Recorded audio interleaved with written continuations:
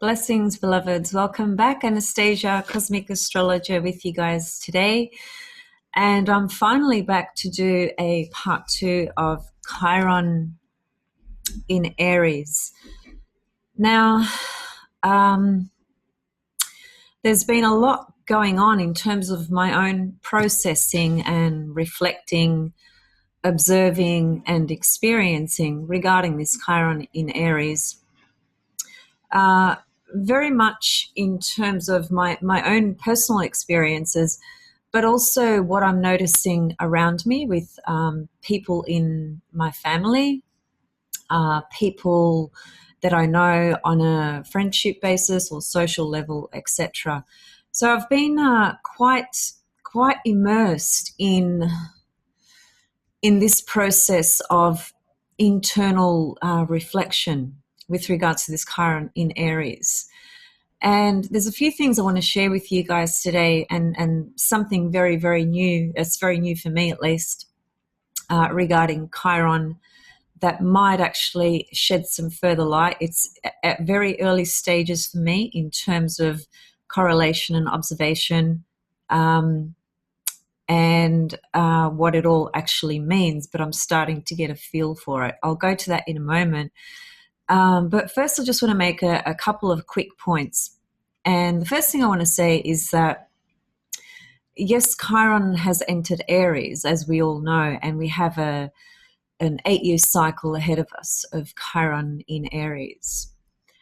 Now, I can give you, which I did in the previous video, and I can give you more of, keywords, key themes, key phrases, key points of Chiron in Aries. But what I'm starting to truly realize is that the Chiron journey, whilst Chiron has very specific themes associated with him in terms of what he represents through, and also through his discovery chart, so the aspects in that chart, his story, his mythology, and so on and so forth, that's a sort of like a frame that we take into our consciousness, our understanding, in terms of how we can relate to this Chiron energy in our own chart, in our own life.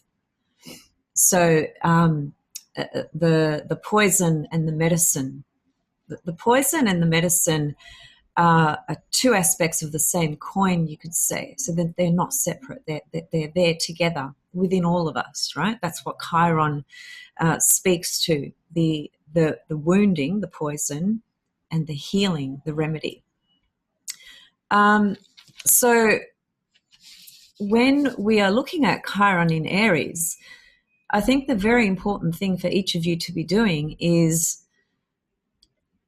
and this is quite a process and it takes a while, but if you're really serious about your astrology or really serious about understanding Chiron and what it's going to mean in Aries for you, then this is my suggestion of how you can begin to understand it. So, I could talk about it for hours, but it's not going to be enough, because what is required here is for each of you to explore his theme, his meaning, his narrative through your eyes, through your birth chart, through your life. So the first place to start naturally is, well, where was Chiron located at your birth? So with that goes, what house was Chiron in, what sign was Chiron in, and what aspects does Chiron have in your birth chart? That's your first baseline. That's where you begin. The second thing and then, obviously get some kind of understanding around that. Actually, I just want to say that there's two very important components that really speak to the Chiron energy in our life. And as we know, Chiron is often, referred to as the wounded healer, right? Because he was wounded and he was a healer, but he couldn't heal himself, right? So that's a very interesting paradox, really, isn't it? So when Chiron was born, his own mother rejected him, right? That was his first wound. That was the initial wound of Chiron. That's a very, very important point to remember. And we can connect that to and trace that to when we are born, before the soul incarnates. It is my understanding or belief that the soul chooses exactly the conditions and circumstances it's going to be born into, right? So the family, the country, the religion, the socio-economic structure, social context, etc. All those things the soul chooses. It's not by random chance that you were born where you were born, or you were born into the family you were born into, etc. So the soul is preparing in these other realms. There's a lot of preparation that goes on spiritually before the soul chooses to incarnate. And there's very deliberate choices made in terms of when the soul is going to incarnate, where and in which family, etc. And what are the conditions going to be around that? What are the experiences going to be around that? So that initial birthing experience, and I've said this before, when the soul incarnates, it's it's quite an excruciating experience, because being born into this physical 3D reality is that initial encounter that we have, which is leaving the mother's womb, where we are inside a world of water and fluid, which is all Cancer, Scorpio, Pisces, you could say. The unconscious, there's a sense of safety and connection there. So the minute we are born into this body, we come out into our own little vehicle, into our own little physical body. So there's this instant experience of separation. And that separation is quite a painful separation, which is why babies come out screaming, mostly, like I've said previously. So that initial birthing experience and that detachment and separation from mother is our first sort of encounter of pain of the physical body or the physical world, right? So that somehow mirrors and sort of connects, if you like, the experience to Chiron having that separation from his mother, but the rejection, right? More importantly.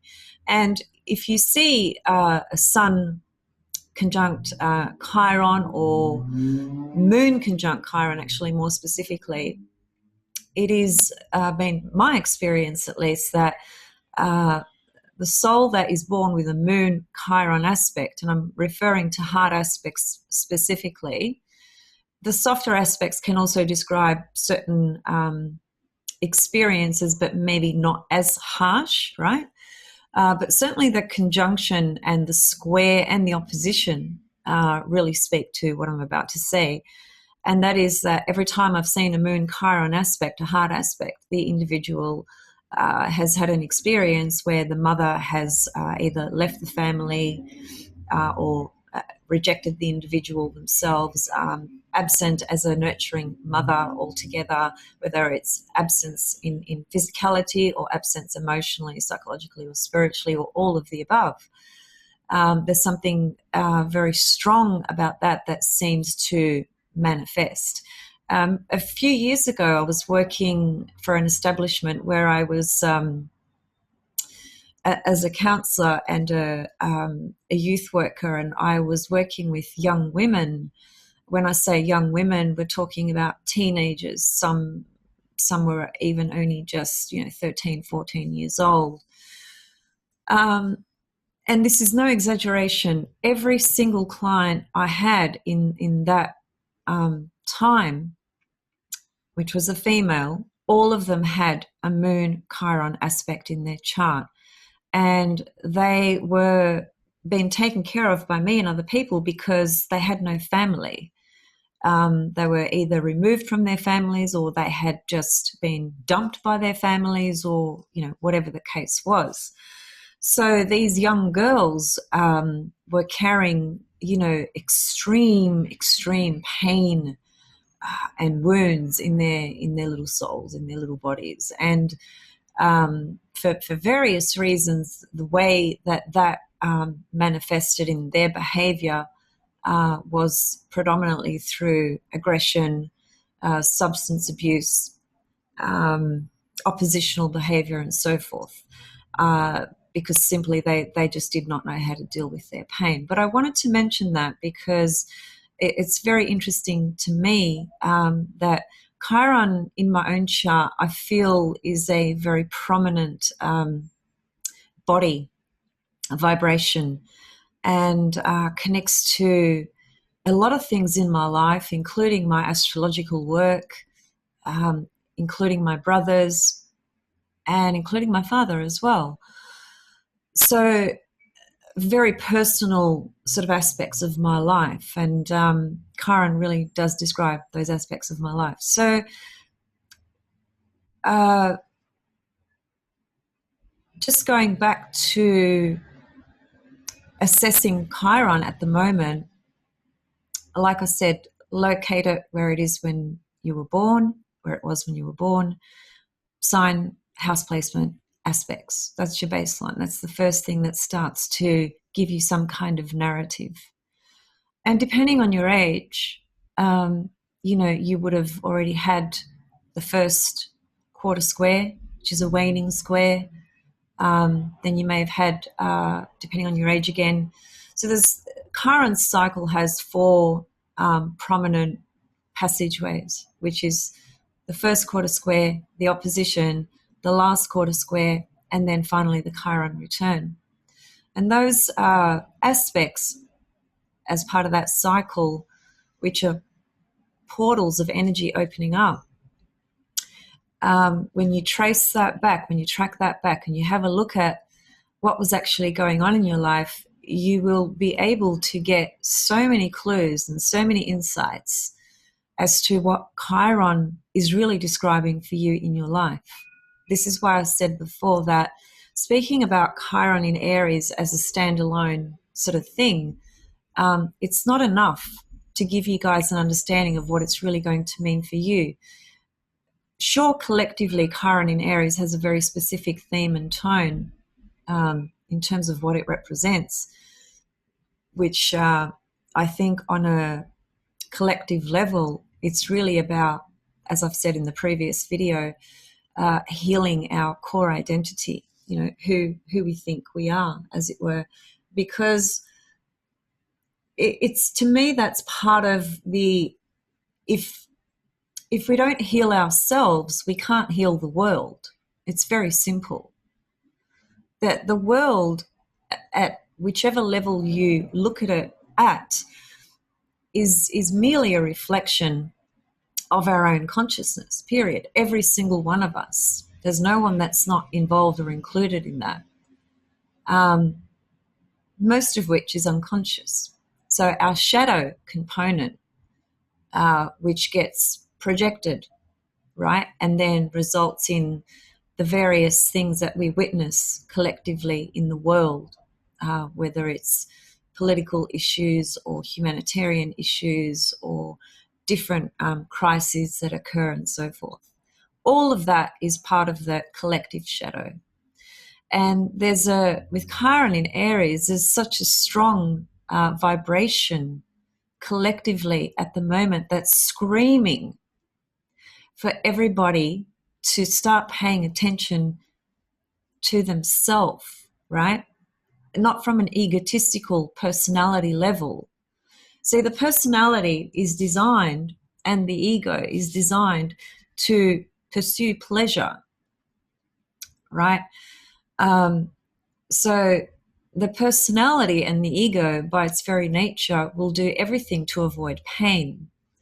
And the only way we can really access Chiron and Chiron's energy, vibration, we have to embody, embrace, accept our own wounding. That is the only way we can really channel that Chironic energy in terms of ultimately processing it and learning from it and experiencing it as some kind of direct healing for ourselves. So collectively, that's what I feel the message is in short. Just a couple of other things before I talk further about some other ways of assessing transiting Chiron in Aries in your own chart at the moment. Just remember that when Chiron was discovered in 1977, which is fairly, recent comparison to the other planets, right?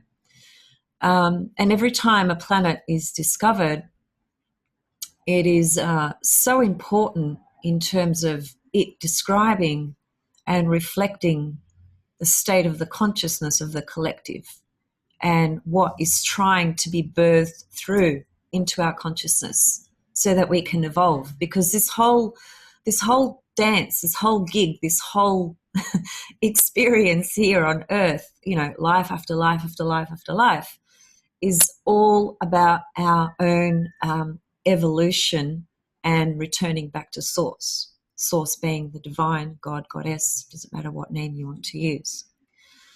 So 1977, when Chiron was discovered, as I've briefly mentioned before, the healing arts was a very prominent aspect of what was going on in the world, during that time. Particularly in alternative healing, there's so much that was born during that time as a result of Chiron's discovery. And that's important to understand as well. Now, Chiron sits between Saturn and Uranus astronomically, and he's got quite a weird sort of movement. It's not a straightforward elliptical movement. He spends some time closer into Saturn's zone, and then other times he spends more time in closer to the zone of Uranus from an astronomical perspective. So he's got this weird sort of dance that he does around these two energies, which is very interesting because, the fact that Chiron was discovered in between Saturn and Uranus really points to this. It points to when it comes to all the planets from the Sun through to Saturn, which are considered to be the more personal inner planets, right? Which really define and describe our personality, right? And characteristics of this three-dimensional life and how we develop and grow and evolve in that way. And it's very much through Saturn's terms. Saturn defines very much how those inner planets are going to be expressed, right, or manifest.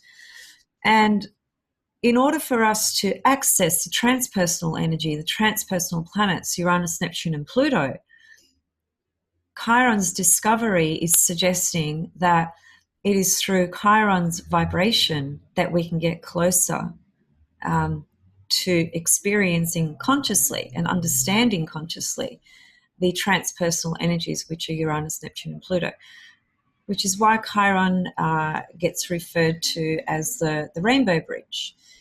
He's the portal. He's the one that has opened that vibration, that sphere. He's enabled, you could say, for humanity to be able to become more conscious through conscious activation of Uranus, Neptune, and Pluto as much as we can in this physicality. So Chiron's placement in between Saturn and Uranus is a very important point as well.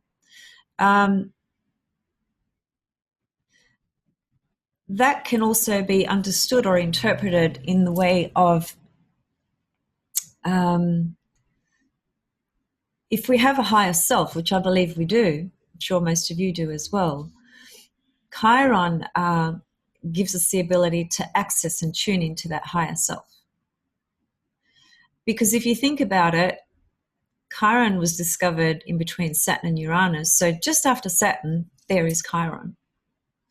And just before Saturn are all the other planets, right? And Saturn rules limitations, it rules reality, it rules rules, norms, structure, foundations, what seems to be real, real. So Saturn kind of has this boundary, right, which informs our experience of reality, which is what can lead to people feeling or thinking or believing that there's nothing beyond this world. That's Saturn boundaries, right? Creating that understanding psychologically. But when we are the sort of person who doesn't operate from that consensus reality, and we operate more from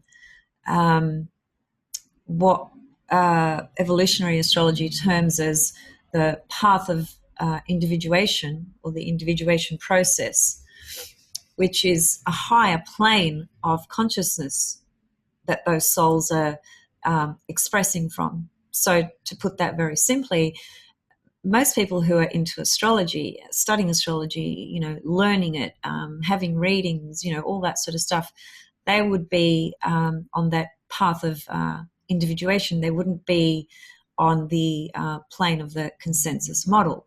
So the consensus model describes most of the people on the planet who live by what appears to be real and what defines life, right, with all the limitations.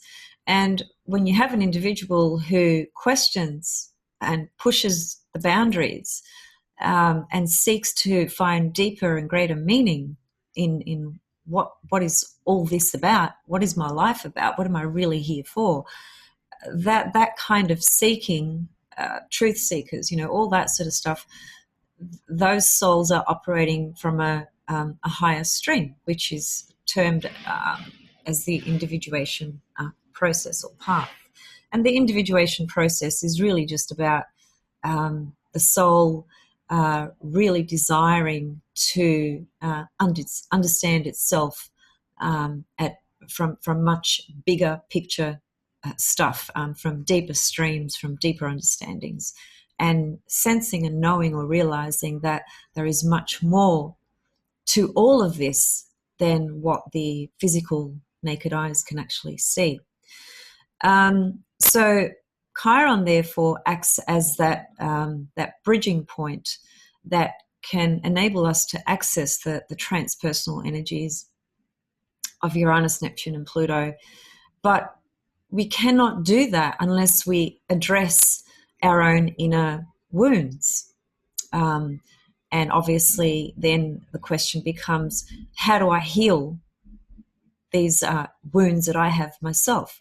So what they are for you and what they are for me is going to be totally, totally different, regardless of whether we have Chiron in the same house, etc. Of course, Chiron's location and sign placement will hold very specific themes that will be connected to everybody, in terms of if certain people have Chiron in the 7th, right, when they were born. So clearly the world of relationships is going to be the domain where Chiron's narrative and story comes to life. But how that person experiences that Chiron in their relationships from one person to the next is going to be totally unique and different. And this is one of my main points today about Chiron in Aries, transiting in Aries. Whilst it has a collective message, which, as I said, it's really about being vulnerable and checking in on this identity that we have of who we think we are, and really getting to the core of that and healing whatever needs to be healed about that for each of us, right? So that's a collective experience, if you like. The other thing about, Chiron in Aries, Aries is a sign of initiation. It's a cardinal sign. It's a masculine energy. And fire, Aries being a fire sign, fire is always about purification. So this Chiron in Aries really gives an opportunity for many of us, or all of us, to experience a sense of purification in our life with wherever Chiron is transiting your chart at the moment. That's another layer we can throw in there.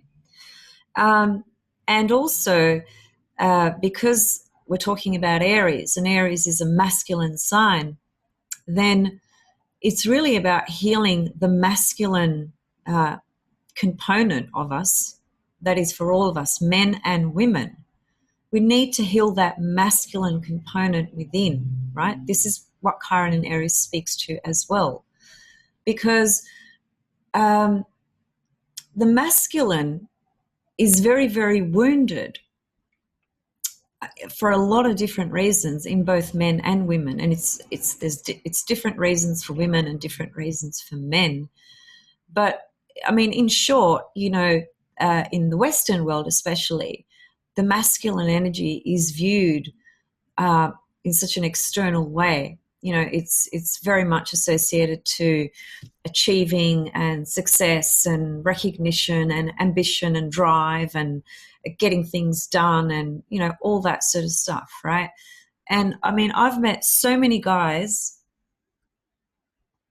both personally and professionally in my work, that are so wounded, that their masculine side is so wounded because for one reason or another in their life, they have not been able to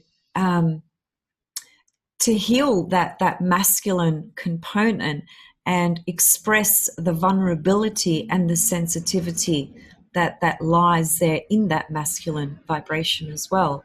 Because there's this very limited view, and there's still so many guys that have this view. I meet them every day, wherever, in the gym, when I'm walking down the street. I have people talking to me everywhere. There's this perception that, you know, I'm a guy, I'm a man, I need to be strong, I can't be seen vulnerable, I can't be seen sensitive, I can't express my feelings and emotions, that's a no-go zone, or I don't even know how to do that. You know, there's all sorts of things going on. So this Chiron in Aries is very much connected to healing the masculine within, both for men and women. So that's another theme that's very strong, I feel.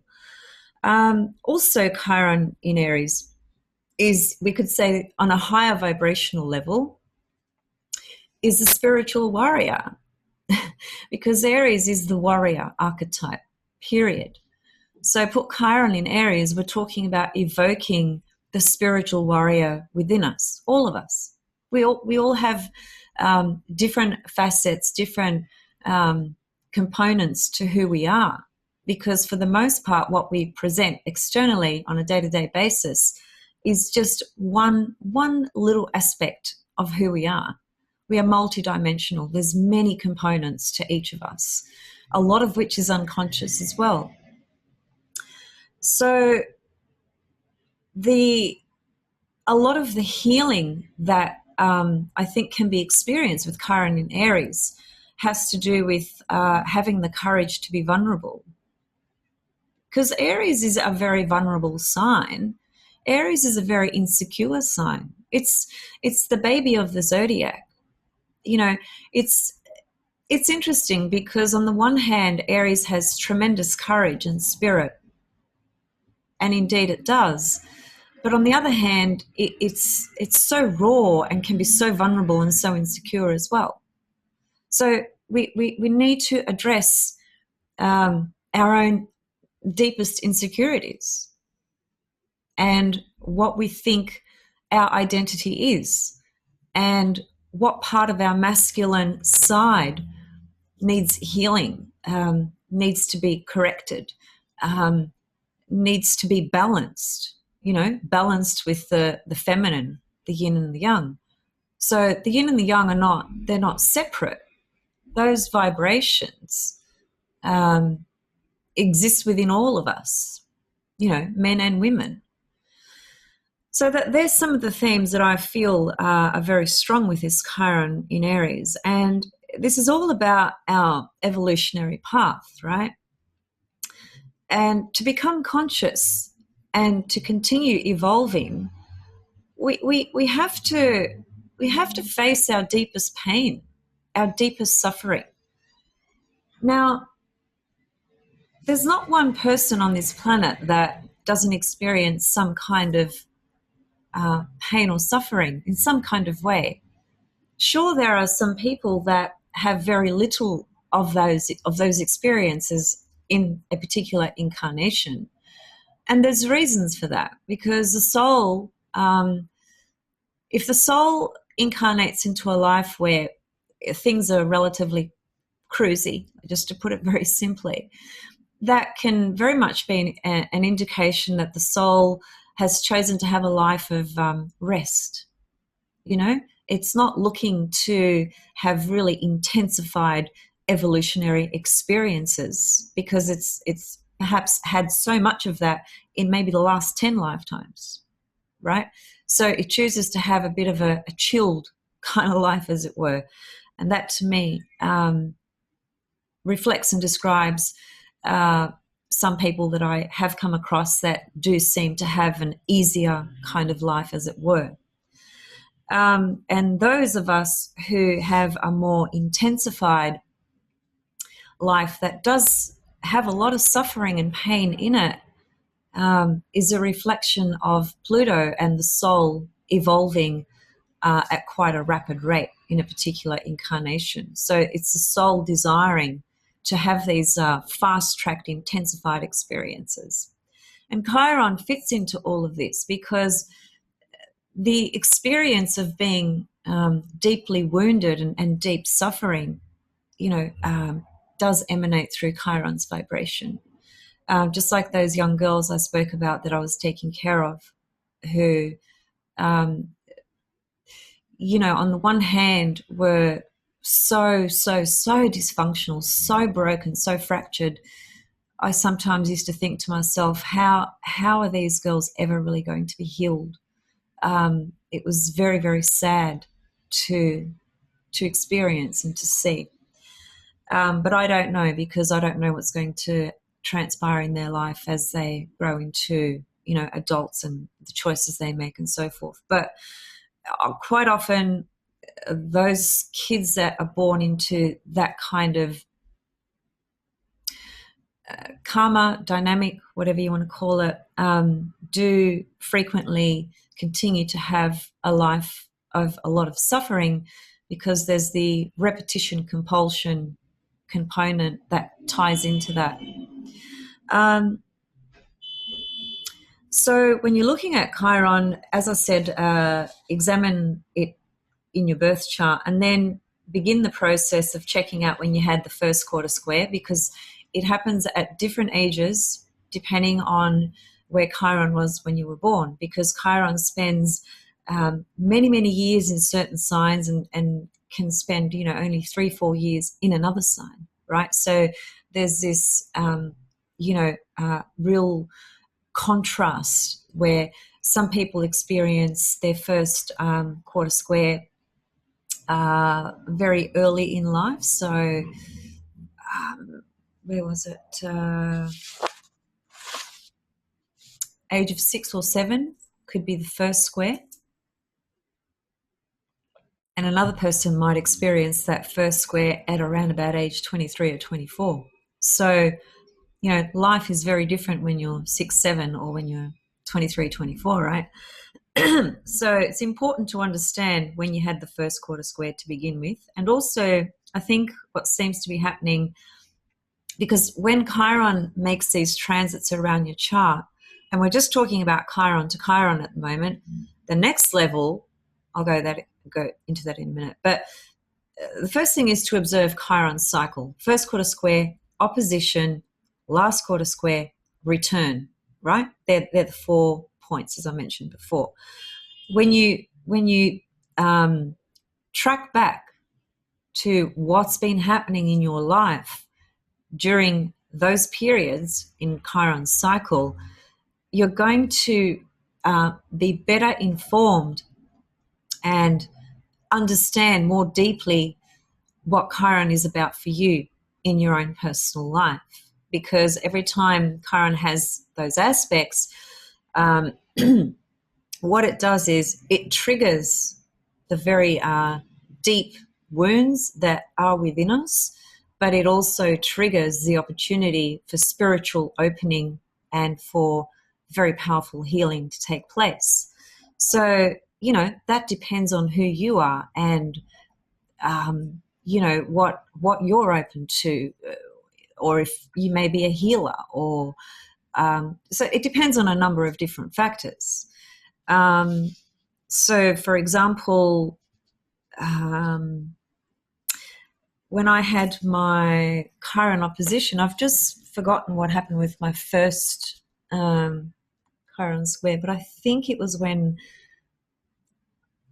I get the feeling it was when my mum left the family. Anyway, but when I had the opposition, which was in my very early 20s, that's when I started studying astrology, like formally studying it, professionally studying it, before that, I was just reading a lot of books. I started reading astrological books when I was a teenager. I had the first book I read was about Aries, because I'm an Aries. I read that when I was about 13 years old, I think. So, it was inevitable that I was going to be doing what I'm doing today. Anyway, when I had my first Chiron opposition and I discovered this course, 2-year course that I did at that time, with a person who is my mentor to this day and one of my best friends. I did a course with him, and see, it's important because that was when Chiron was opposite to himself in my chart by transit. So that's an example of a portal opening for me, right? Because astrology for me is many things, but one thing it has been is healing on so many levels, because the level of insight and understanding and connection that I've been able to make and experience through understanding this wisdom has been therapeutic for me on so many different levels. In my own personal life, with my family, in my relationships, in the fields of work that I've chosen to work in, a number of different things, right? So pay attention to the cycle of Chiron, and that's going to help you really unpack and tune into his vibration and his meaning for you in terms of Chiron's location at the moment in Aries. I do feel that some people, and I've said this before as well, some people might resonate with the Chiron vibration far more strongly than others. And it seems to be, in terms of my observations so far, when Chiron is conjunct a personal planet especially, then his presence is very prominent in the person's life, and obviously connecting to that planet's expression. So if it's the moon, it's mother, family, so forth. If it's the sun, it's father, men, and one's own sense of identity as well. If it's Mercury, it can be siblings, your own mind, your own learning, fears around not being intelligent enough or not knowing enough, stuff like that. So his sign and his house location for some people can be very literal in how he manifests his story, his theme. I just wanted to say as well that because I've been sitting with this process for quite some time, I've been sitting with it very intensely since my father left this world, which will be 2 years in 12, 13 days. So it's a very sensitive time, this part of the month for me, because it was his birthday 2 days ago. He was an Aries. He had Venus in Pisces and he had Moon in Aquarius, exactly like me. He was like my twin soul. The reason this is important, though, is because see, Venus in my chart, and this is I'm bringing this in, even though it's very deeply personal for me, and it's still so painful to verbalize, but I'm trying my best. Venus in Pisces in my chart reflects so many dimensions of my life, and I don't need to go into that. I'm sure most of you are aware of what Venus represents, but Venus in Pisces is unconditional love. And my father was the only person or soul that I had this experience of unconditional love with. And so he was that Venus in Pisces for me, and he had Venus in Pisces himself. So there was this mutual unconditional love between myself and my father. And so what I'm getting at is this: when he left, when he transcended, transiting Chiron was exactly conjunct my Venus. So the wound, the pain, the fucking deep suffering that I've experienced there's no language I can put around it. You know, the process, I was with him until his final breath. He was in a coma. You know, there's so much to the story. But I'm bringing this up because, you know, if you were to look at Venus in another person's chart or in your own chart and you saw transiting Chiron aspecting the Venus, you wouldn't necessarily correlate that to the person and their father, but it can be that as well. This is why you have to, it has to be a personal delineation, interpretation, you know, of the individual, because it's a personal, a very individual, unique personal journey that this Chiron describes. So Chiron transiting my Venus was my father leaving. There was lots of other things happening in my chart at that time. And one day I'm going to do a video on that, because the things that you will learn as a result of that will be so valuable and so powerful. I'm just not ready to go to that level just yet. I'm waiting for that moment when I feel I can, and I don't feel it right now still. My brothers, I have two brothers, and when my father transcended, one of them was having his Chiron return. So again, you might not necessarily associate a Chiron return with a father leaving, but if you knew my brother, if you knew his chart, etc., you would understand that that Chiron return very much correlated to my dad leaving.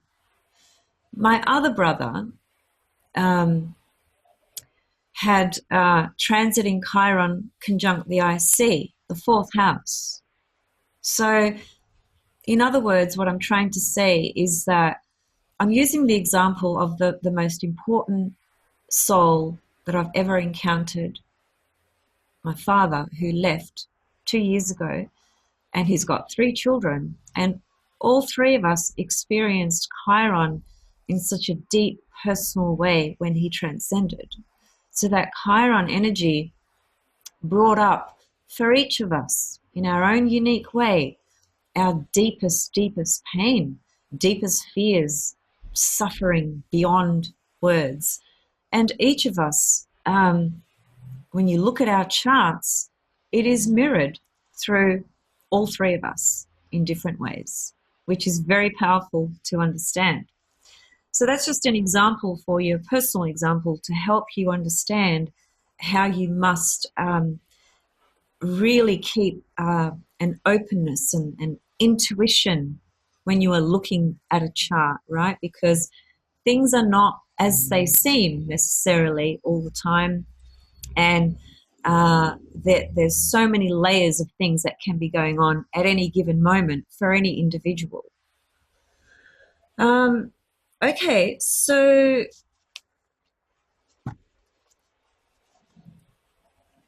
when we have Chiron transits, it activates all the previous sort of wounds, if you like, that have been experienced or set up through this incarnation, but not only through this incarnation, through every other incarnation as well.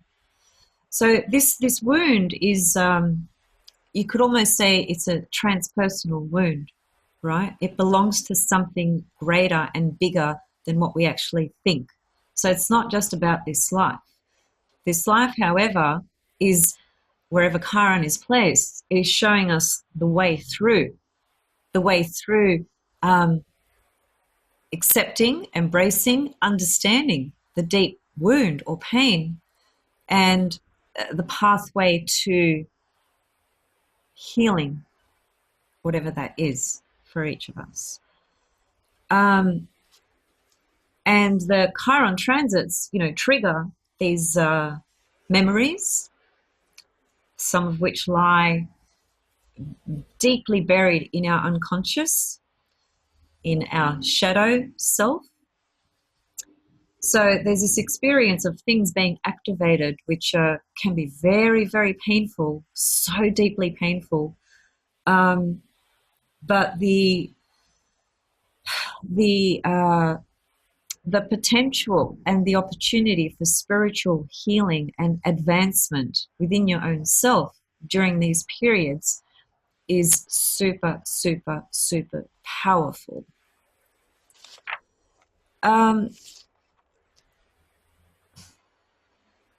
So Chiron is the wound and the gift. It's the poison and the elixir. And poison coming or connected to the word pharmakon. Pharmakon comes from a Greek word which means medicine or poison. The word in Greek is pharmakon. The word chemist in Greek is pharmakio. So all these words are connected. So point being there is that the poison and the elixir are one and the same. So you can't separate them. It's the poison and the medicine are there together within us. So it's more about how we connect to the poison or to the medicine, the relationship we have to either or. That is more descriptive of our healing journey or our wounded journey, because the poison and the medicine are practically the same and both exist within at the same time.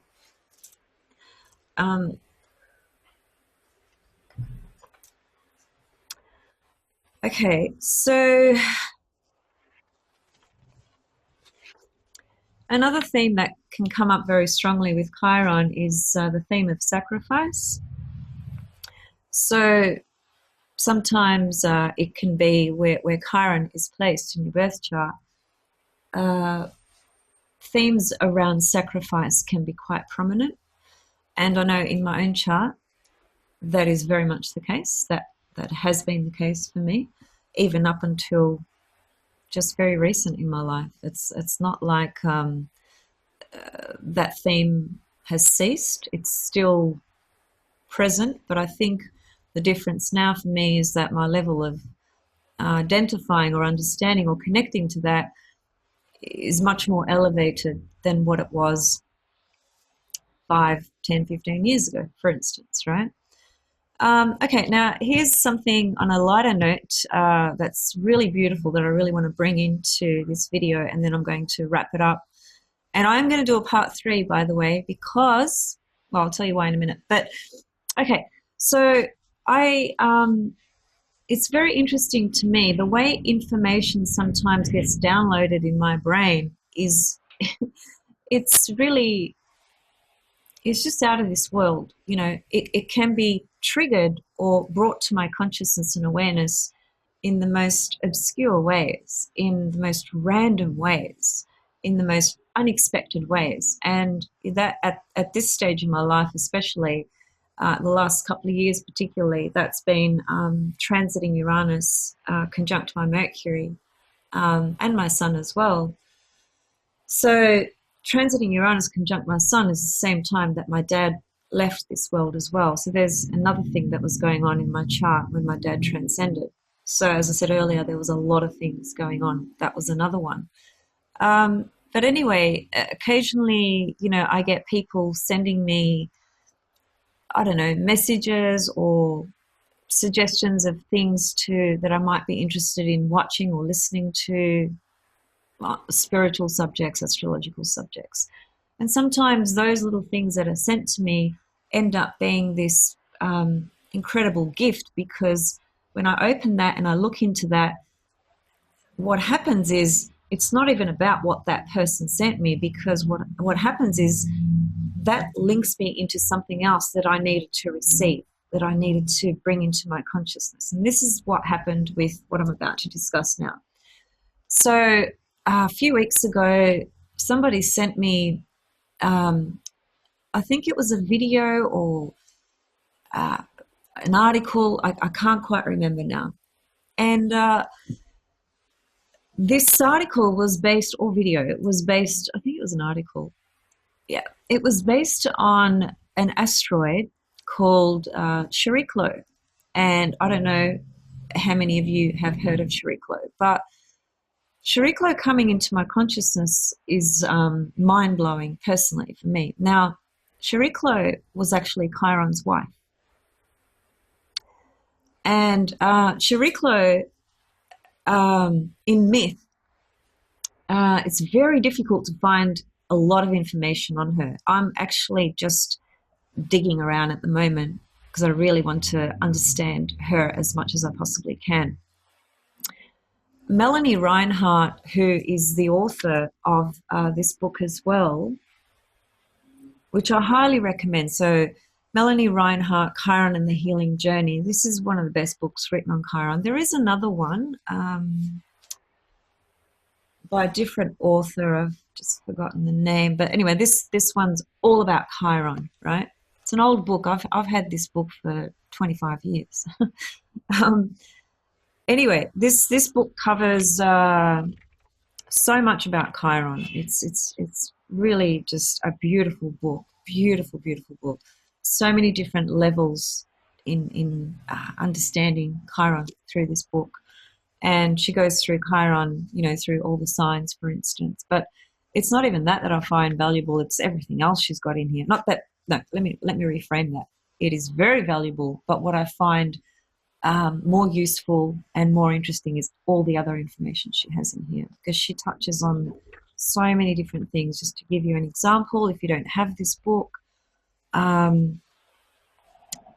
she touches on the shadow and polarity, possession and inflation, incarnation, reincarnation, sacrifice, Chiron and the mutable cross, Chiron as a co-ruler to Sagittarius and ninth house, detriment in Gemini, exalted in Virgo, fall in Pisces. She talks about Chiron in aspect to all the other planets. She talks about transition rituals and transits of Chiron, progressions involving Chiron, Chiron in the horoscope of Visionary. She's got some chart examples. Anyway, it goes on and on, right? It's definitely a book worth investing if you want to understand Chiron more deeply. So going back to Chariklo, who was Chiron's wife, the story goes that she was a nymph and almost like a mermaid figure as well. So she was a water being. And Chiron was not a water being. He was on the land. He was half horse, half man, right? So I don't quite understand exactly what's happened, but the implication is that she was able to shapeshift, right? Which was another reflection of her power. She could shapeshift and metamorphosize and form into whatever she wanted, is my understanding. So she did that in order to live on the land with Chiron. They were married, and there's this big story around them, which I don't have enough information yet because I'm still trying to research. There's not a lot of information out there on Chariklo. But the good news is that we've got her discovery chart, which was on the 14th of February 1997, 7:51 p.m. Mountain Standard Time, 7 hours in Tucson, Arizona. Tucson, if I'm pronouncing it correctly, is Tucson. That's her discovery chart for those of you that are interested in looking at things like that. I'm going to explore her discovery chart and do a video on it because her discovery chart must have so much to say about the relationship between her and Chiron, because that chart will reflect everything about her and Chiron. And it has the most amazing patterns in it, actually. It's got six-pointed star pattern, which is basically created through 2 grand trines. It's got some powerful T-squares. There's all sorts of stuff going on. Anyway, I'm only just starting to work with that now. But the reason I mention her is because when I discovered her a few weeks ago, it's so fascinating. I looked at where she was in my birth chart when I was born, and she's conjunct my Venus, which is just a mind-blowing thing, because that Venus in Pisces in my 3rd house sits very close to Chiron as well, right? So Chiron and Venus are close in my birth chart, and there's Chariklo conjunct my Venus, and she's the wife of Chiron. So they're all sitting there together in my 3rd house. Anyway, that was just mind-blowing for me. It means a lot of different things, and I don't completely understand the extent of that right now, so that's why I'm not going to unpack it. But I know it has very, very deep, profound meaning for me and what I'm doing. So if you want to see where Chariklo was for you, there's an Asteroid Ephemeris, which is for free online, and you just type in the name Chariklo, which is spelled Chariklo. So wherever she was in your chart, it would be very interesting to have a look and see if she has an aspect to Chiron in your chart, because that would really bring up a very strong resonance with her vibration. And I just want to read to you, and this is from Melanie R. She's just put together some beautiful pointers to Chariklo's energy, which is still very much forming in our consciousness, you could say. We don't we don't have all the language around her expression just yet. Okay, so here are some of the points that Melanie makes. Gift for creating or holding sacred space. So this is what she would reflect in the chart, right? This can be instinctive or through learned skills, but is typically invisible rather than overtly strategic.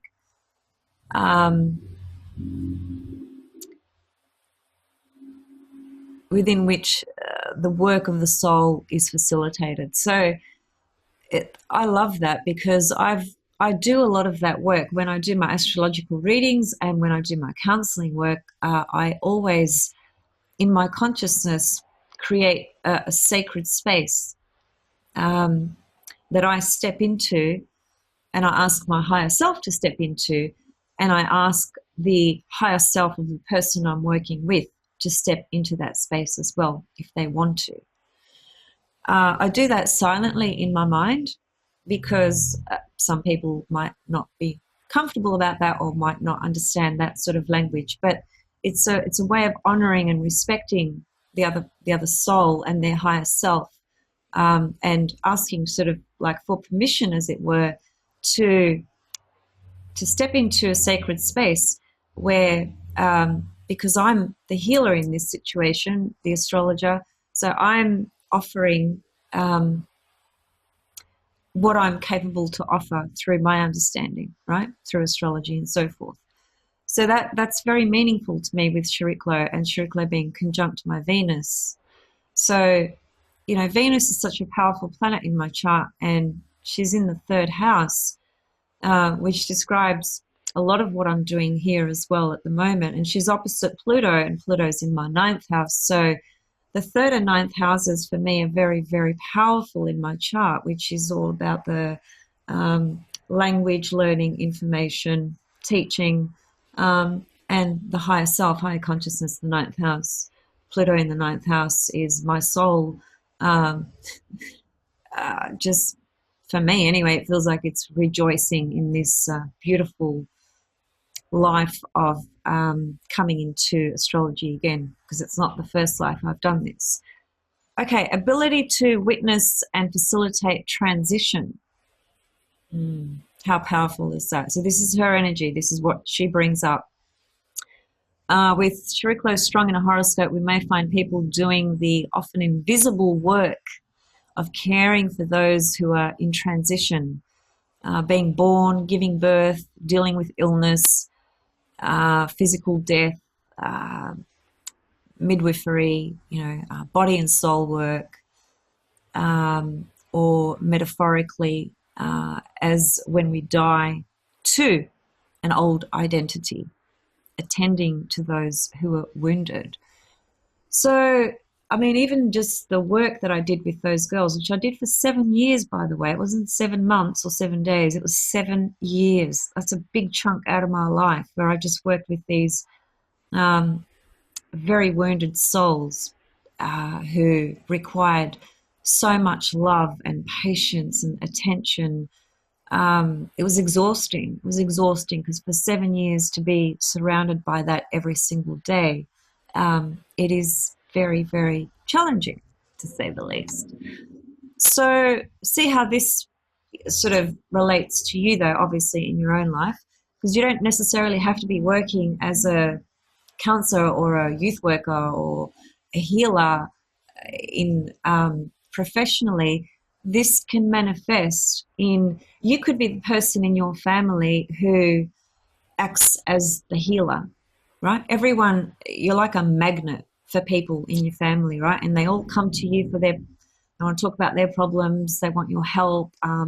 You have this ability to be very compassionate and empathetic and heal them in some kind of way. That can be done in silence as well. It doesn't have to be something that's vocalized. Healing has so many different levels and streams.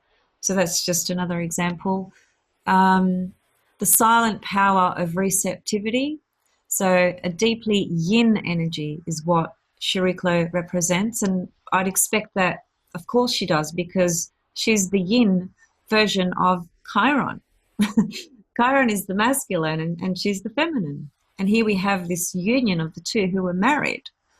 And they were both healers. And they had children, and their children were taught and trained in the healing arts as well. So it's just really amazing, amazing story.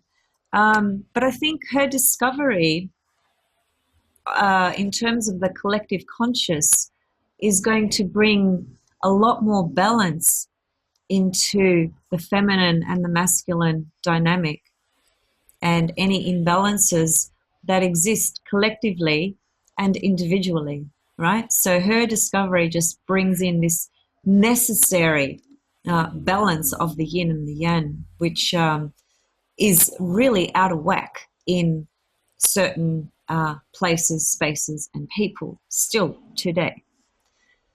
So this is what I feel she's bringing into our experience, our field of experience in dimensions that are invisible.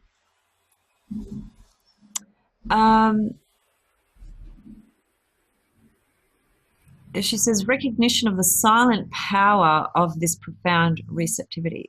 The strength of being. We find Chariklo holding a reservoir of compassion, devotion, discernment, and presence, perhaps invisible but strong in the capacity to be joyfully dutiful, consistent, supportive, forbearing, kindly, and nurturing. And then she says, summary, an invisible transformation process to bear with, abide with, hold space, accompany and bear witness, facilitate healing and renewal by deep acceptance. Profile, achievement and impressing others are not important. So you can see that she's not, her vibration is not an egocentric vibration. It's to the contrary. It operates at a much higher frequency and vibration, and her healing ability is, it's, see, Chiron, whilst he was an astrologer, an oracle, an archer, taught many, practical skills. I mean, he made these elixirs, these remedies and cures and all sorts of things like that. So there's very much a practical element to the healing component of Chiron, right, which can manifest within us as well. It can be very psychological, emotional, spiritual, and physical. And just to emphasize on that point, sometimes, and I've seen this, apart from the girls that I described that I worked with for quite a few years, there's other people that could reflect that Chiron energy when it comes to physical wounding, because Chiron can be personal physical wounding in the body. So some kind of deformity in the body. It could be severe mental health issues. It could be just not being comfortable with one's physicality, those sorts of things. That's Chiron in the physical, right? Expressing the level of feeling not so self-worth, confidence, the ability to feel comfortable and confident in your own skin. It can bring up those sorts of issues too. So Chiron connects very much to also what I was trying to get at there, is that the practical physical domain, because Chiron comes from the Greek word cheria, right, which is hand. So Chiron's remedy and Chiron's healing power comes very strongly through people's hands as well. So Reiki, for instance, is a very Chiron expression or healing expression. Lots of other healing modalities as well. But Chariklo doesn't seem to be, from everything I understand thus far, and it's very little. I've got so much more to learn and discover and understand, which is why I will in the future, I don't know when, do another video about her, and I want to really explore her discovery chart in relation to Chiron. But her vibration seems to be that of it's invisible. Is even Melanie R, emphasizes that point. So, she talked about the holding of the sacred space, the assisting in transitional work for people, that could be helping people who are dying and, getting ready to leave and go to the other side. And you see, I did that with my father. When my father went into hospital, he was in a coma for 7 days. And I was by his side. I got the hospital to get me a little flip-flop bed thing. It was just this tiny little thing. And I just said to them, bring me something, because I'm not leaving his side until he leaves, period. And I didn't. I literally did not leave that hospital from the second he was in there until the second he left. And so I had this, I had so many spiritual, for lack of a better word, experiences and fears, and it was very confronting, and all sorts of stuff came up. I wouldn't even know how to explain it to you, but I've recorded a lot of it in my own mind and some in my diary. I can certainly remember what it feels like, but again, I'm not really quite ready to talk about every detail. But it is an important thing for me to mention here, because I'm drawing from something that's so deeply personal to me, and it's real. It's so real. It's so personal, and I'm sharing it with the world, and that's not an easy thing to do. So you see, I'm in that hospital with my dad, and Chariklo is conjunct my Venus, right? Natally. Venus in Pisces was my dad, and there's Chariklo right there with Venus and Chiron. And as I said to you before, some of the attributes connected to Chariklo, the ability to witness and facilitate transition. That's exactly what I did with my dad. You know, I was with him till his final breath. I don't know if you've ever heard the final breath of the soul that you adore and love above and beyond anything. To have that experience is so sacred.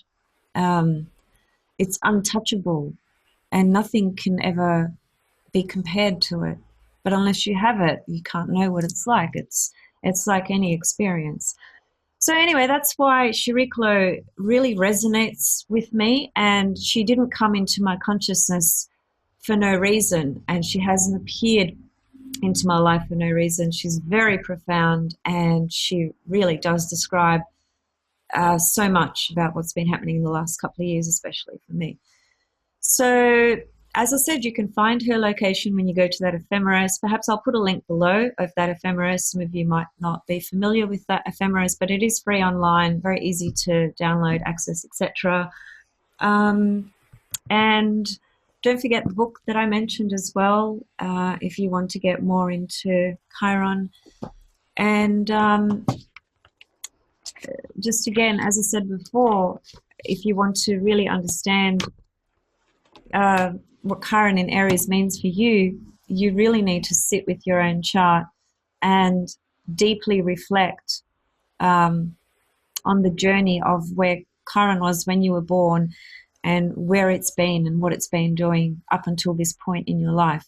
So this video is not going to be suitable for people who just want one quick little fix answer, and because you know, I'm not making a judgment. I'm just simply saying that there are a lot of people that prefer just quick little answers to things, and that's just not how I operate. I think that's pretty evident through my work and through my videos. I like to explore things from what feels to me to be deeper levels of understanding and experience, and with honesty as well, and deliver that in the most authentic and honest way that I can. And all of it is about connecting with you guys, and you know, what I share can be felt and experienced through one of you. It can touch you in a certain way, which might open something up for you, because that's how it works. You know, we're all connected. You know, and there's different experiences that trigger different opportunities for healing and greater understanding, particularly when we're really open and receptive. All right. This video has been a lot longer than I thought it would be. I'll be back soon with something else. As I said, I've got hundreds of videos in my head. It's just always about finding the time to sit down and do them, as well as do my work, which is readings that I do for people. I spend a lot of days on just one reading. You know, I never just spend 2 hours on a chart and then book the person in. I never have done that, and I don't think I ever will. It's not how I work. So, you know, when you do contact me for a reading, just please be aware that my process is that I sit with your chart generally for at least a few days, at the very least. And that enables me to process, connect, and understand and intuit more about you as well. So if you're interested in a reading, you know, please feel free to email me directly. My information will be below the video, and we can, book something or discuss what it is you're interested in wanting or understanding more about yourself. So Yeah, Chiron in Aries, hey? It's a very interesting vibration at the moment, especially with this awareness of Chariklo and her play. And by the way, at the moment, transiting Chariklo is conjunct Pluto and Saturn. She's in very late degrees of Capricorn. And all this year, she will be, Melanie Reinhardt actually mentions it here as well. She'll have 3 hits with Pluto. So she'll be conjunct Pluto 3 times this year, 2000, pardon me, next year, 2020, she'll be conjunct Pluto. In January, in February, and in December. Uh, no, in December, sorry, in December, uh,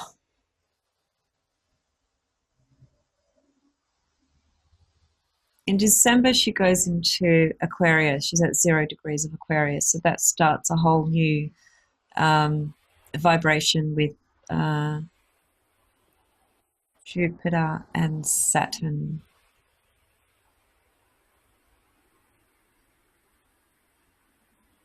Okay, now see what I've done. Sorry, let me just restate that. So it is 2019, which is what I thought it was. So February, July, and November are the 3 hits with Chariklo conjunct Pluto, transiting Chariklo, transiting Pluto, both in Capricorn, form conjunctions 3 times this year. Now, that conjunction for me is right on my Mars in the 12th house. So that has, again, great prominence for me for so many different reasons. But check out where it is for you. It may be connecting with something with you in your life right now. You know, Pluto in Capricorn with Saturn in Capricorn, South Node in Capricorn, that journey is coming to a close. You know, there's something so huge that's been going on for quite some time. But that's another video. That's another story. I don't want to get sort of distracted. Just want to see if I've covered that.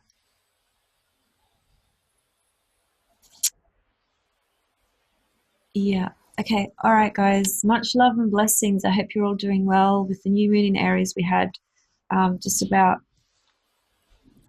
6 days ago, thereabouts. That was an interesting experience for me. And yeah, anyway, see you guys very, very soon. And feel free to contact me anytime. Thanks. Love and blessings. Bye.